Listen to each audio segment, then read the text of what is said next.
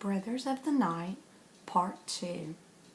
We left the family where the boys were making fun of Sunday by calling her Monday and Tuesday, and basically telling her that there was no way she could understand what the boys were feeling because she and their father were just way too old to get what they were feeling. And now if you turn to the next page and you look at the glamorous picture of Sunday, you can tell Sunday, at some point in her life, has had the opportunity to cut a rug.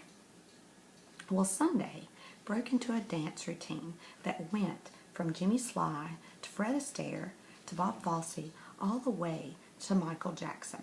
She kicked, jumped, and twirled all over that room. Taught us all a thing or two. And that's right, I like to dance too. The brothers could hardly keep up with her and laugh like crazy trying. And that did it. They were friends. That night, when the boys went to the ballroom, Sunday went too, and she didn't bother to wear her magic scarf. At breakfast the next morning, she started singing and tapping her feet as she served hot yellow grits. The brothers knew she was waiting for them to talk to their father. They weren't ready.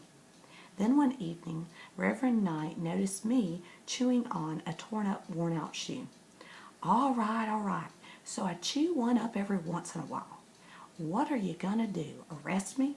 I have to act like a dog sometimes just to make you people feel normal.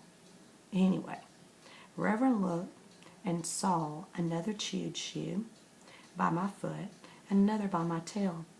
He followed the trail to the old pantry, opened the door, and there he saw the torn-up shoes piled high, almost to the ceiling. Well, how was I supposed to know? I'm just the dog. Oh, you people. That's right, always blaming it on the dog. We lead such a hard life. When Sunday and the brothers returned home from the movies, Reverend Knight was pacing back and forth in front of all those shoes. Sunday stared at the brothers, but they didn't say a word, so she stepped forward. Reverend, please don't blame the boys for keeping secrets from you. It's all my fault. I'll pack my things and leave tomorrow. But may I say one thing? He nodded. You have done a fine job raising your sons, but the truth is, they don't believe you really want to know how they feel. Why they do? Reverend Knight interrupted her. Thank you, Miss Sunday. I know my boys. Of course you do, said Sunday. Goodbye, Reverend. Look how sad Happy looks. The thought of Sunday leaving pulled at the hearts of the father and the boys, but no one was ready to stand up for her except me. I howled and howled, but they just put me outside. The next day, with tears in their eyes, the brothers said goodbye to Sunday. She kissed each one, and with her suitcase in hand, she left for the bus station. Reverend and the brothers went to church. Then, with the rays of the sun shining on his face and the spirit of love touching his heart, Reverend gave the sermon of his life. Looking right at his sons, he preached, shouted, and even started to prance, talking about trusting in the Lord and remembering how to trust one another. He got carried away, and he did the twist, the mashed potato, and the monkey time.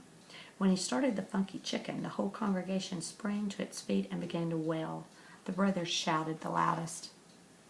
As soon as church was out, the boys rushed to their father. They told the whole story, how they loved to dance and sneaked out to the big band ballroom, but were afraid he wouldn't approve, and how Sunday had only tried to give them time to face their father. Reverend hugged his sons and asked, Can you forgive me for keeping something from you? The brothers looked puzzled. Reverend Knight said, I used to be the best dancer at the sock hops. Now we must hurry and try to get Sunday back. Sunday was just getting ready to board the bus when Reverend Knight, out of breath, knelt down right in the middle of the street. Sunday, will you dance with me? He told her how sorry he was and how she needed to come back home so they could be a family. The brothers surrounded her. She had to say yes. Well, let the church bells start ringing. The brothers were so happy, they all started dancing, and the people on the street started dancing and chanting, "There's gonna be a wedding, there's gonna be a wedding." I had to call my designer and get an outfit.